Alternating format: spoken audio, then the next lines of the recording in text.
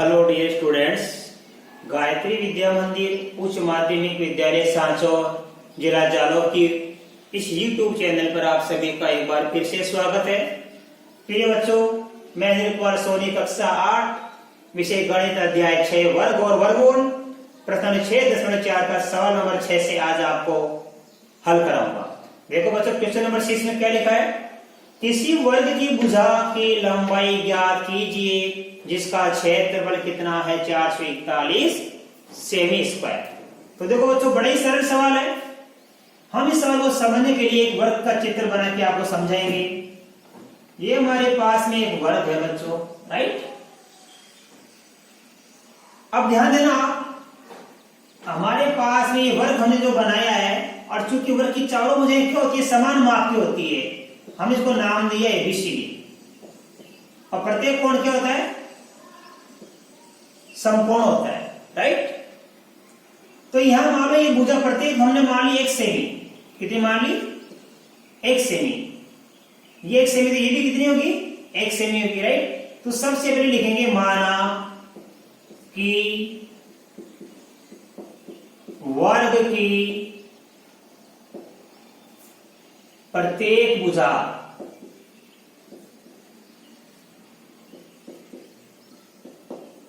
की लंबाई बराबर 1 सेमी। अब देखो बच्चों, वर्ग का क्षेत्रफल दिया है, वर्ग का क्षेत्रफल बराबर कितना दिया है? 441 सेमी स्क्वायर। अब हम वर्ग के क्षेत्रफल का सूत्र लगाएंगे। वर्ग का क्षेत्रफल बराबर होता है भुजा गुणा भुजा, राइट। हमने वर्ग की भुजा कितनी मानी बच्चों? यहां पे 1 सेमी मानी, तो भुजा की जगह पर 1 सेमी लिखेंगे। 1 सेमी इंटू 1 सेमी बराबर वर्ग का क्षेत्रफल कितना है? 441 सेमी स्क्वायर। तो ये बराबर हो गया, इधर भुजा इंटू भुजा, इधर वर्ग का क्षेत्रफल 441 हमने लिख दिया, मान दिया रखा है। तो देखो बच्चों, इधर का आ जाएगा x इंटू एक्स, लिखा ना, x इंटू एक्स। इधर 441 हम करेंगे भाज्य गुणनखंड। देखो बच्चों, 3 का भाग देंगे इसमें, 3 एकम 3, 3 एकम 3, 3 चौक 12, 3 7 21। फिर 3 का भाग देंगे, 3 चौक 12, 3 9 27। अब 7 का भाग देंगे 49 में 7 बार, फिर 7 का भाग देंगे 1 बार। तो क्या बन गया इधर? 3 गुणा 3 गुणा 7 गुणा 7। हमने देखो यहां तो भाज्य गुणनखंड का x इंटू x लिख दिया। अब 441 का भी कर देंगे अभाज्य गुणनखंड। क्या कर देंगे? अभाज्य गुणनखंड कर दिया हमने। अब हम क्या क्या करेंगे? वर्गमूल क्या क्या करेंगे इनका? इधर भी हम वर्गमूल क्या करेंगे, और इधर भी हम क्या क्या करेंगे? इनका वर्गमूल ज्ञात करेंगे। वर्गमूल कैसे ज्ञात करते हैं? आपको बता रखा है कि समान दो संख्याओं का जोड़ा बनता है, उस जोड़े में से संख्या बाहर निकाल लो। ये समान संख्या x है, ये जोड़ा बन गया, इसमें से बाहर क्या निकालेंगे? अपन x। ये समान संख्या 3 3, ये जोड़ा बन गया, इसमें से बाहर निकालेंगे 3। ये 7 समान संख्या है, इसमें 7 बाहर निकालेंगे, तो x बराबर आ गया 3 इंटू 7। 3 को 7 से गुणा करने में 21 आता है, तो x बराबर हमको कितना प्राप्त हुआ? 21। इसलिए वर्ग की प्रत्येक भुजा बराबर 21 सेमी है, ये आंसर आएगा, राइट। तो आपको सवाल अच्छे से समझ आ गया बच्चों, इसको अच्छे से याद करना, स्क्रीनशॉट ले लीजिए आप। इसके बाद मैं आपको सवाल नंबर 7 सिखाऊंगा।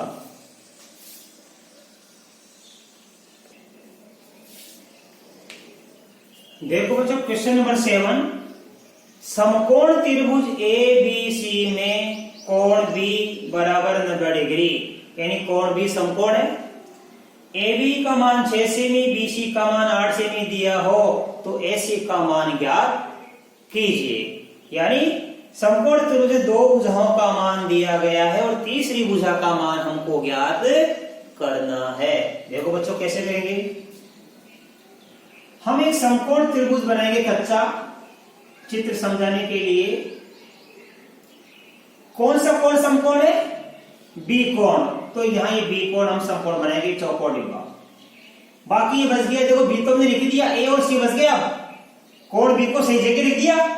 अब ये ए और सी बच गया, यहां ए लिखेंगे तो यहां सी लिख दो और यहां सी लिखो तो यहां ए लिख देना, कोई फर्क नहीं पड़ता है। लेकिन बी को इसी जगह लिखना अपनी जगह, क्योंकि बी समकोण है। मैंने रख दिया यहाँ पे ए और यहाँ पे रख दिया मैंने सी। अब आप मान भर दो ए बी का मान 6 सेमी दे रखा है, तो आप यहाँ 6 सेमी भर दो, चित्र भर देना। बी सी का मान 8 सेमी, ये यहां भर देना 8 सेमी। और ए सी, इस ए सी का मान क्वेश्चन मार्क, ये हमको ज्ञात करना है।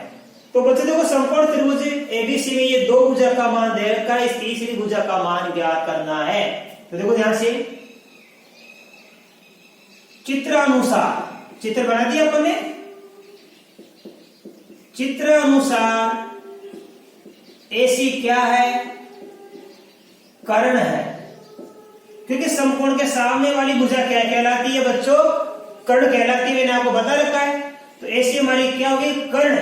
और आपको पाइथागोरस पर बता रखी थी मैंने,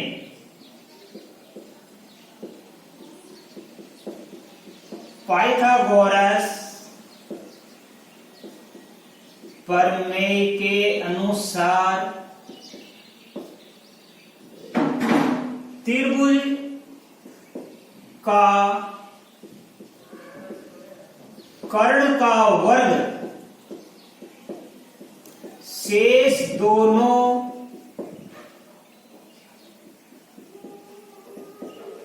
भुजाओं के वर्गों के योग के बराबर होता है।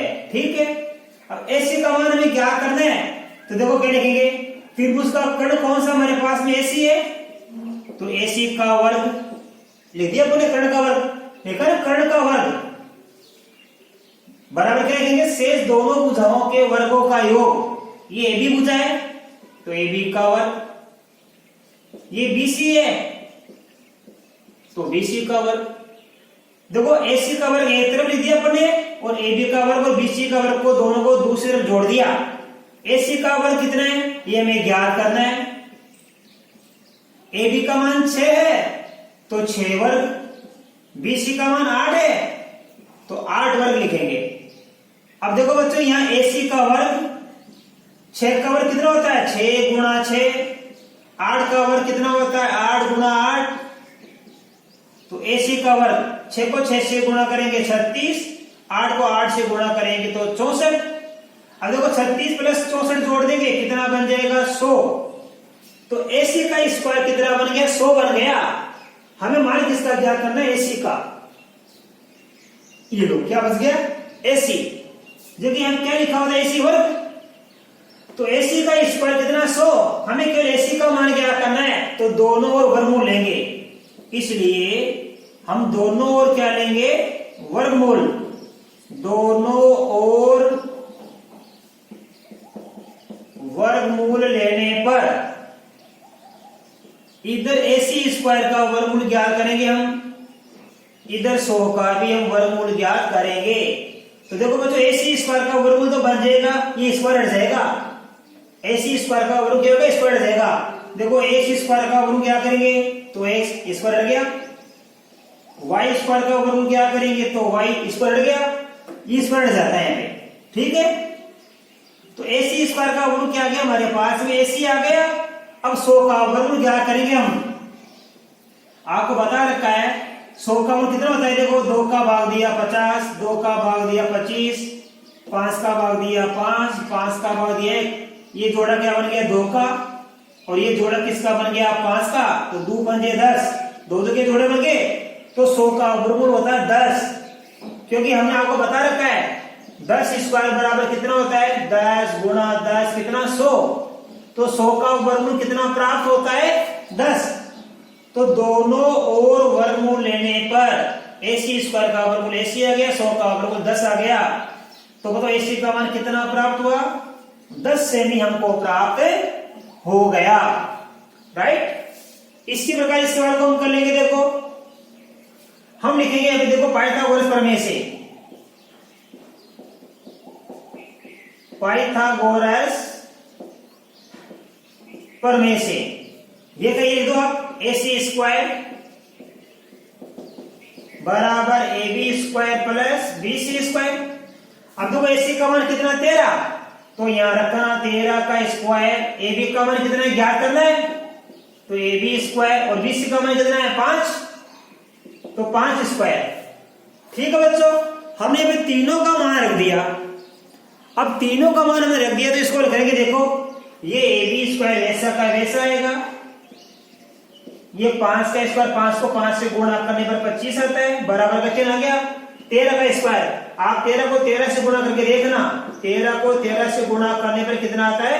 169 आता है, राइट। अब आप देखिए यहाँ पे इस 25 का कर देंगे पक्षांतरण, ये उधर घटा देंगे हम, तो AB स्क्वायर बराबर आएगा 100 गुणंतर माइनस 25, तो AB स्क्वायर 100 गुणंतर से 25 करा तो बच जाएगा 144। तो AB स्क्वायर का मान 144 आया, यहाँ AC स्क्वायर का मान आया था कितना हमारे पास में 100। अब दोनों वर्गमूल ले लेंगे, इसका भी वर्गमूल इसका भी वर्गमूल, इसलिए AB स्क्वायर का भी वर्गमूल लेंगे और 144 का भी क्या लेंगे? वर्गमूल। AB स्क्वायर का वर्गमूल कैसे क्या करेंगे? ये स्क्वायर हट जाएगा, AB बच जाएगा। 144 का वर्गमूल आप लेके देखना, मैंने आपके से बता रखा, भाज्य गुणनखंड विधि से लेके देख लो चाहे भाग विधि से लेके देखना, इसका वर्गमूल आप याद करना। 144 का वर्गमूल था 12, क्यों? क्योंकि 12 को 12 से गुणा करने पर 144 आता है। आप इसका वर्गमूल लेके देखना, तो AB स्क्वायर का वर्गमूल AB, 144 को 12, तो AB का मान आ गया 12 सेमी। AB का मान कितना प्राप्त हो जाएगा हमको? 12 सेमी। ये पाइथागोरस प्रमेय से होगा समकोण त्रिभुज वाले सवाल में। आप इसका स्क्रीनशॉट लो, मैं आपको आगे का सवाल सिखा रहा हूं।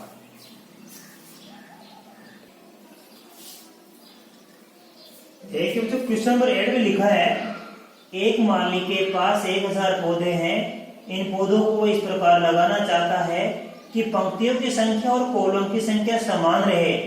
इसके लिए कम से कम पौधों की संख्या ज्ञात कीजिए जिसकी उसे और आवश्यकता हो। यानी वो पंक्तियों की संख्या और पौधों की संख्या समान करना चाहता है, ठीक है। तो लिखेंगे, देखो ध्यान से अच्छे से समझना। अब इसमें क्या करना है, अपन को वर्गमूल ज्ञात करना है, कितने पौधे कम पड़ गए। तो देखो हमको सबसे पहले उसके पास कुल पौधे कितने? 1000 पौधे। ये माली के पास है, माली के पास बराबर 1000 पौधे हैं। अब वो क्या करते हैं, 1000 पौधों को क्या करेगा, जितनी पंक्तियां बनाएगा, जैसे मान लो 1 2 3, ये 3 पंक्ति बन गई, ठीक है। तो प्रत्येक पंक्ति में कितने लगाएगा? 3 पौधे लगाएगा। यहाँ भी 1 2 3, 1 2 3, 1 2 3, एक पंक्ति, जो 1 2 3 पंक्ति हो गई, ये 1 2 3 पंक्ति की पौधे कितने लगाया? 1 2 3। तो जितनी पंक्ति है उतनी ही पौधे प्रत्येक पंक्ति में लगाएगा वो। तो कितने पौधे कम पड़ गए उसके पास, जिससे उतने पौधे और लगाए। देखो हम सबसे पहले क्या ज्ञात करेंगे, 1000 का वर्गमूल ज्ञात करेंगे। आपको बता रखा है ये 2 के पेड़ बन जाएंगे। सबसे पहले 10 का वर्गमूल ज्ञात करेंगे। 10 का वर्गमूल किसके बीच में आता है? ध्यान देना, इसका वर्ग है 3 स्क्वायर और 4 स्क्वायर के बीच में। तो 10 का वर्गमूल होगा, देखो 3 स्क्वायर कितना होता है 9 और 4 स्क्वायर होता है 16, तो इसके बीच में जाएगा 10। तो देखो 10 का वर्गमूल आ गया 3 स्क्वायर, 3 यहाँ 3 यहाँ, और 3 का स्क्वायर बनता है 9। कितना बच गया? 1। अभी 3 इसमें जोड़ देंगे, 3 और 3 कितने हो गए? 6। बाकी पीछे उतारेंगे जोड़े में से, ये डबल 0। अब 6 का भाग 10 में देंगे, 6 का भाग 10 में 1 बार जाता है और यहाँ भी 1 लिखेंगे, तो ये बन गया 61। बाकी करेंगे 10 से 1 गया 9, 9 से 1 गया 3, ठीक है। तो इसका मतलब हुआ कि 1000 में से 39 घटाया जाए तो उनको एक पूर्ण वर्ग संख्या प्राप्त होती है। क्या प्राप्त होती है? पूर्ण वर्ग संख्या, जिसका वर्ग कितना है? 31। तो हम लिखेंगे इसलिए 31 का स्क्वायर किससे कम होगा? 1000 से। तो बताओ हमें इस 1000 को पूर्ण वर्ग संख्या बनाने के लिए, क्योंकि पौधे की आवश्यकता पड़ गई, कितने पौधे कम पड़ गए, उतने पौधे अपन को और लेने हैं। तो 31 के स्क्वायर, इस 1000 को पूर्ण वर्ग संख्या बनाने के लिए 1000 की अगली पूर्ण वर्ग संख्या कैसे प्राप्त करेंगे? 31 स्क्वायर में 31 का इसके आगे जोड़ देंगे, 31 के बाद आता 32। तो 32 स्क्वायर, 32 को 32 से गुणा कर लो आप, 2 दूनी 4, 2 तिया 6, 3 को दूनी 6 और 3 तिया 9, ये 4, 6 6 12 की 2, 9 और 1 10, 1024, 1024। इसका मतलब ये हुआ कि हमारे पास उस माली के पास पौधे कितने थे? 1000। अब 1000 तो पूरी पंक्तियों में आ नहीं है, जितनी पंक्तियां उतने पौधे लगा ले, तो कितने पौधे कम पड़ गए? देखो यहाँ पे 1024 की पूर्ण वर्ग संख्या है, ये क्या पूर्ण वर्ग संख्या है, इसलिए 1024 में से कितना कम करेंगे? 24। तो इसमें से अपन ये कम कर दिया 24। इसका मतलब ये हुआ कि 1000 पौधे उसके पास थे, 24 पौधे और लेने तो एक पूर्ण संख्या प्राप्त हो जाएगी। इसलिए 24 पौधों की आवश्यकता है, 24 पौधों की आवश्यकता है। तो माली को और कितने पौधे लाने पड़ेंगे? माली 24 पौधे और ले लेगा, तो 1000 और 24 मिलकर कितना बन जाएगा? 1024 पौधे बन जाएंगे और आराम से उनको जितनी पंक्तियां है उतनी ही हम प्रत्येक पंक्ति में पौधे लगा सकता है। आप इसका स्क्रीनशॉट लो, उसके बाद मैं आपको सवाल नंबर 9 सिखा रहा हूं।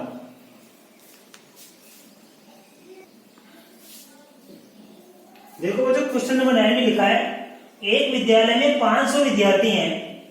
पीटी के अभ्यास के लिए इन्हें इस तरह से खड़ा किया गया कि पंक्तियों की संख्या कॉलम की संख्या के समान है। इस व्यवस्था को बनाने में कितने विद्यार्थियों को बाहर जाना पड़ेगा? यानी देखो कुल विद्यार्थी कितने बच्चों इसमें?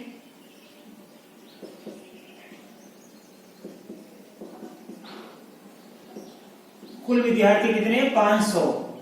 अब 500 विद्यार्थियों से कितने विद्यार्थी कम कर दें कि एक वर्गाकार बन जाए, जितनी पंक्तियां हैं उतने ही विद्यार्थी प्रत्येक पंक्ति में आ जाए। तो यानी 500 में से क्या घटाया जाए कि ये एक पूर्ण वर्ग संख्या बन जाए। सवाल का मतलब क्या है कि 500 से कितने विद्यार्थी बाहर घटा दें हम कि वो एक पूर्ण वर्ग बन जाए।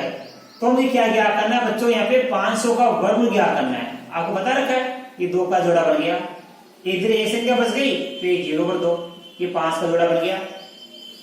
सबसे पहले 5 का वर्ग क्या करेंगे? 5 का वर्ग होता है 2 स्क्वायर, तो 2 यहां और 2 यहां और 2 दूनी ये 4 यहां, बता रखा आपको। अब 5 से 4 गया 1, ये 2 इसमें जोड़ देंगे हम, 2 और 2 कितना बनता है? 4, ये डबल 0 होता है। अब देखो 4 का भाग 10 में देंगे, 1 में जाता नहीं है, 4 का भाग 10 में 2 बार जाता है, तो 2 यहां भी लिखेंगे। अब 42 बन गया, 42 को 2 से गुणा करेंगे तो देखो 2 दूनी 4, 2 चौके 8, 10 से 4 गया तो 6, 9 से 8 गया तो 1, शेष कितना बच गया? 16। इसका मतलब हुआ इसलिए 500 विद्यार्थियों में से 16 विद्यार्थियों को बाहर बैठना पड़ेगा, तब जाके क्या होगा, बाकी जो बच जाएगी संख्या वो एक पूर्ण वर्ग बन जाएगी, यानी 22 पंक्तियां हो जाएगी। इसलिए कुल पंक्तियां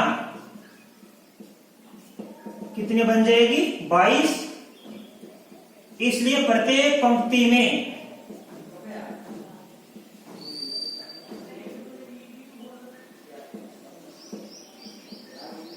विद्यार्थी कितने होंगे?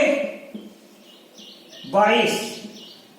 देखो बच्चों, 500 में से 16 घटाएंगे तो शेष जो संख्या बचेगी पूर्ण वर्ग होगी, तो 500 विद्यार्थियों में से 16 विद्यार्थी को बाहर बैठना पड़ेगा, अर्थात कुल पंक्तियां कितनी प्राप्त होगी? 22 पंक्तियां होगी ऐसे, और प्रत्येक पंक्ति में 22 विद्यार्थी होंगे ऐसे। तो पंक्तियों की संख्या 22 होगी, और प्रत्येक पंक्ति विद्यार्थी के कितने बैठेंगे 22। इस प्रकार मैंने आपको ये प्रश्नावली पूरी सोल्व करा दी है बच्चों, और आशा कर सकता हूँ ये आपको अच्छी तरह समझ में आई होगी। बाकी मैं आगे आपको कल नए वीडियो में सिखाऊंगा। तब तक के लिए धन्यवाद।